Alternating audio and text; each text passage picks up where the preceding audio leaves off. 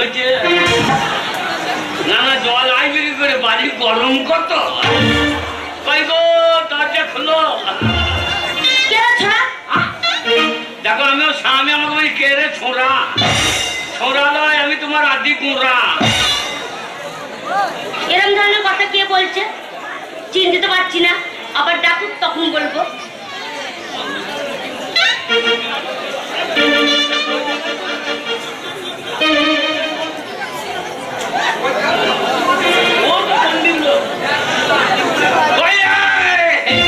দরজা খোল আমরা দেখতে পারি না বলি কে ভাই এই ভাই খাকি বললি কি রে না না আমি স্বামী আমাকে বলি কে ভাই শোনো ভাই তোমার দাদা সেই সন্ধ্যেবেলায় বাড়ি থাকবে না সন্ধ্যেবেলায় আমি একা থাকবো সেই সময় আসবে খাতির যত্ন করবো সন্ধ্যেবেলায় এখন বাড়ি যাও সন্ধ্যেবেলায় এসে ধূপ কাটি ছাড়ো করে যাই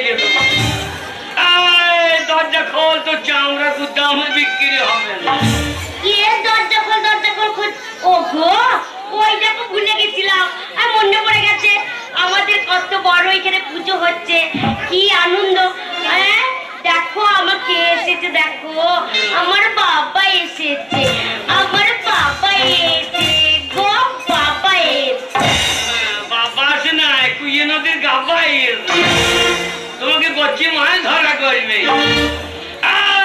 দরজা খোল কে বক বক করছে দরজার সামনে আমার বাবা তো ওরম ভাষা বলবে না বাবা খাগি তো বলবে না আমাকে দরজাটা খুলে দেখি যদি এই পাড়া কোনো ছেলে হয় তাকে জল মিষ্টি দিয়ে খাতির করবো আর যদি কালকুটে মিনসা হয় ও লাউটো উঠে কিছু বলবো না ও লাউটোকে দরজা খুলবো চপ্পং করে ধরবো ঘরের ভেতর টেনে ভরবো ঠিক করে ফেলে তার বুকে 10 কেজি কলাই আমি ঘুরিয়ে ভাঙবো তবেই আমার নাম হরিদাসী ওর নাম হরিদাসী আমার নাম কালো খাসি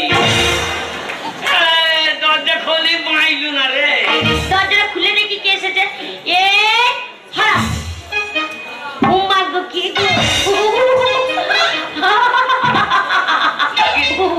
বাবরে হাসি দেখো মনে হচ্ছে খুব উচ্চ একবার কে রে বুঝতে পারিনি কো মনে করছি বাবাই বাবা আসে না তোর বাবা এই বাড়ি ঢুকবে কেন এই বাড়ি ঢুকবে না কেন শালা ছোট লোক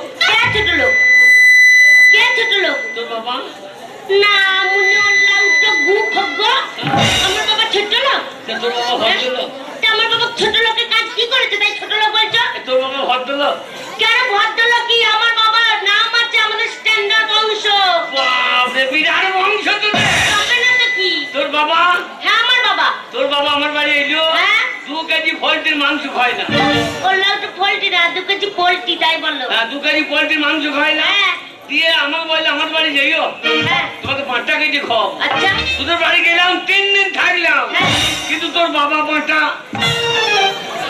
কি কাটলো না কি বললে শুনি তোর বাবা 5টা কাটলো না বললাম তো আমার বাবাকে 5টা বলছে আমি বুঝতে পারছি না কই এই এক্ষুনি বললে কি বললো তোদের বাড়ি গেলাম তোর বাবা 5টা কাটলো না বললাম তো বললেই তো হয় তোর বাবা 5টা কাটেনি না মনে তারা বলছে না বলছে তোর বাবা 5টা কাটলো না মাঝখানে এতখানি গ্যাপ কেন হ্যাঁ মাঝখানে এতখানি গ্যাপ কেন না না 5টা কাটলে তো গ্যাপটা পড়তো না এই কাছে নাই বলি গ্যাপটা পড়ে গেল আমার বাবা মায়ের নিয়ে কিছু বলবে না ওল্লা উঠতো আমার মতন মেয়ে বলে তোমার সাথে সংসার করে গেল নেই না মুন্ডে কাছে ভর্তি গো অন্য জোত নাই খাচ্চা চিট হয়ে ঘুমাচ্ছে তোর বাবার ভাগ্য ভালো যে এরকম ছেলে বেরিয়ে দেয় কেন তোর বাবার ভাগ্য ভালো যে এরকম ছেলে বেরিয়ে দেয় কি চললে তাই বাপরে চেহারা দেখে রে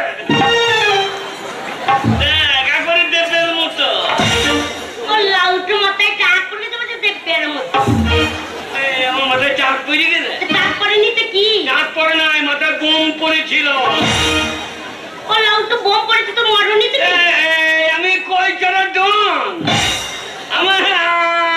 আমি মরব তুমি এইখানকার ডন হ্যাঁ এই তো উত্তম আমার ভাইয়ে হ্যাঁ আমার গায়ে মুছে দেয়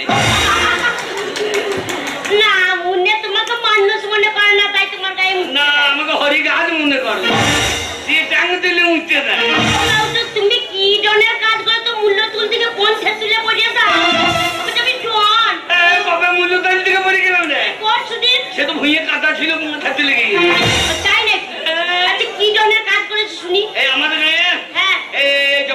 পাটি মারামারি লেগে গেল, হ্যাঁ তখনই কি করলে? তৈরি বেরিয়ে না মুন্নে, পাটি পাটি মার লেগেছে তো ফাঁকে ঢোকা দাও নাকি? ফুটতে যাবে তো লাগ।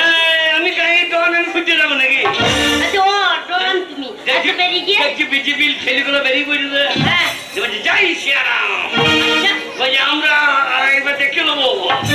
তারপরে এরা দেখছি এরাও লেগে গিয়েছে, কারা? বিজেপি পার্টি হ্যাঁ দেখছি বোম ছড়িয়ে দিয়েছে। আচ্ছা আমার সারা গাড়ির লোক মরে যাবে রে। হ্যাঁ এই তো আমি মাথা বেঁচে দিলাম, হ্যাঁ মাথায় বদাস করে বোম পড়ে গেল। আচ্ছা ভাই সিয়ারাম ঘুরে পালা, যা ওরা পালিয়ে গেল। হ্যাঁ দেখছি হ্যাঁ উত্তম ঘোষের লোক বেরিয়ে পড়েছে। আচ্ছা বলছে কোন শালা বোম দিলি রে? গায়ে এত কাজ করলাম আমি, হ্যাঁ ঘাট বান্ধাইলাম, রাস্তা বান্ধাইলাম, হ্যাঁ শালা কে বোম দিবি রে? আচ্ছা ওরাও গিয়ে চলে গিয়েছে। হ্যাঁ তখন তুমি কোথায়? আমি তখন মাঝখানে। ও লাউটা বেগুন করা হয়ে যাবে। আমি গায়ে দোকান আমি বেগুন মারাই। আচ্ছা তারপরে? দেখছি উত্তমের লোক চলে গেছে। হ্যাঁ। আমার ভাই ওরা বোম দিয়ে পালিয়েছে, তোরা পালা। বলছে আমি এতদিন আছি পালাবার দিল্লি, আচ্ছা শালা পুলিশকে চাঁচিয়ে দিই আমি, আচ্ছা আর আমি নাই ছিলাম না। ও বোম ছড়িয়ে দিয়েছে, হ্যাঁ আমি গিয়ে মাথা বেঁচে দিই। হ্যাঁ আমি একবারে হেড করে দিলাম, একবারে কুতুম, একবারে মাথা উতুম, তাই নাকি? তিনখানা একবারে এমন আওয়াজ হইল, একেবারে পয়সাটা খেলার পর সবকে পেয়ে গেল। তাই নাকি? হ্যাঁ গো কি গো? এ পরের বোমটা এত জোর হলো, আগের বোমটা জোর হলো না কেন? ওটা হচ্ছে বিজেপির জোর, ওদের এখন পাওয়ার কম, বোমের আওয়াজও কম। আচ্ছা আর এদের এখন পাওয়ারও বেশি, বোমের আওয়াজও বেশি। এবার কুতুম তো মাথা উতুম। তুমি বললে না হ্যাঁ, তো মাথার চুল কাটা কি হলো? চুলকুটা আছে কোথায় আছে কোথায়? নিচেতে, নিচেতে মানে? নিচেতে মানে? মাটিতে। ও লাউ তো সেইটাই বলো যে মাথার চুল ঝরে নিচে পড়ে গেছে, বলছে নাচছে নিচে। এটা নিচে দিকে উড়িয়ে বেড়াবে নাকি? মাটিতে না, পড়ে মাথা গেছে। উড়িয়ে বেড়াবে নাকি? ও লাউ তো ওই জন্য তোমার কাছে থাকতে মন হয় না।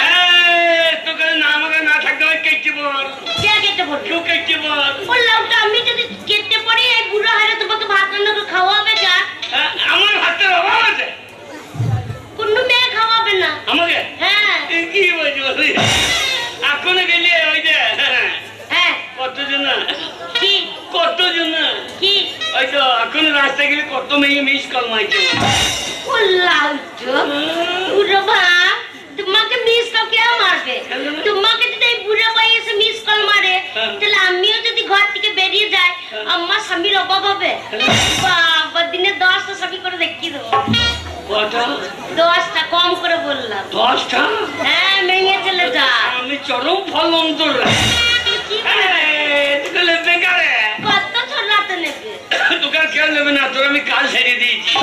কি কাজ ছেড়ে দিয়েছ? কে কখন কাজ ছাড়ে কেউ বুঝতে পারে? কে কখন কাজ ছাড়ে কেউ বুঝতে পারে? কেন বুঝতে পারবে না? এতে নেতারা কাজ আছে বুঝতে পারছে, ঠাকুর নেতারা কাজ আছে পাবলিকে বুঝতে পারবে না? পাবলিকের বাবারটা কর।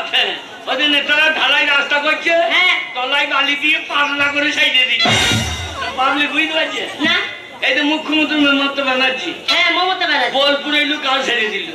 কি কাজ ছেড়ে দিল? বোলপুরে হ্যাঁ। মুখ্যমন্ত্রী মমতা ব্যানার্জি এখন ভাষণ দিচ্ছে, হ্যাঁ এখন ভাষণ দিতে দিতে এখন চটির ভিত্তি খুলে গেল।